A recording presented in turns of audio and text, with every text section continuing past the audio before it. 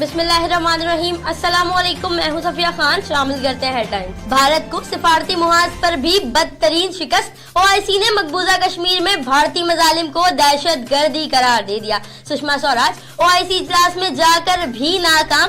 पाकिस्तान ने शिरकत ना करके भी बहुत कुछ हासिल कर लिया। वजीर खारजा शाह महमूद कुरैशी बोले, इस्लामी ताउन तंजीम की करारदाद ने भारत का चेहरा बेनकाब कर दिया। अमन के नोबेल इनाम का हकदार मैं नहीं, जो मसला कश्मीर को हल करेगा वो हकदार होगा। वजीर आजम इमरान खान का ट्वीट, लिखा मसला कश्मीर हल करने वाला खित्ते के लिए अमन तरक्की की राहें हमवार करेगा। भारत से हालिया कशीदगी के बाद मुदब्बिराना फैसलों और भारतीय पायलट की रिहाई पर नोबेल इनाम for Imran Khan top trend बन गया था। लाखों अफराद दरख्वास्त की हिमायत भी कर चुके। सच का सफर शुरू, झूठे गवाहों पर खुदा का कहर आ गया, अब झूठ नहीं चलेगा। चीफ जस्टिस आसिफ सईद खोसा ने कत्ल केस में लाहौर पुलिस के एएसआई खिजर हयात की झूठी गवाही पर केस सेशन कोर्ट में जमा करा दिया। चीफ जस्टिस ने रिमार्क्स दिए कि निजाम अमन को तबाह करने वालों से कोई हमदर्दी नहीं, हमने 71 साल जाया कर दिए।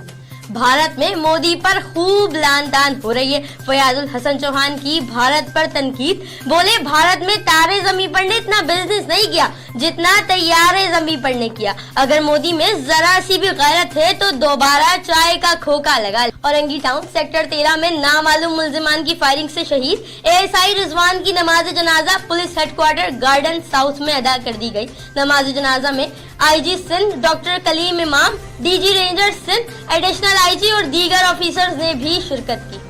ठट्टा पुलिस की कार्रवाई, इंस्पेक्टर मोहम्मद असलम ने दौरान गश्त खुफिया इत्तला मिलने पर घरों के करीब कार्रवाई करके ताला तोड़ गिरोह का एक अहम कारिंदे को गिरफ्तार कर लिया। गिरफ्तार मुलजिम ने 9 फरवरी को मोबाइल शॉप का ताला तोड़कर मोबाइल फोन और दीगर सामान चोरी किया था। मुलजिम को गिरफ्तार करके मुकदमा दर्ज कर दिया गया।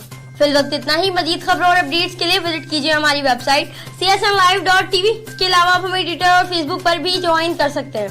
देखते रहिए CSN।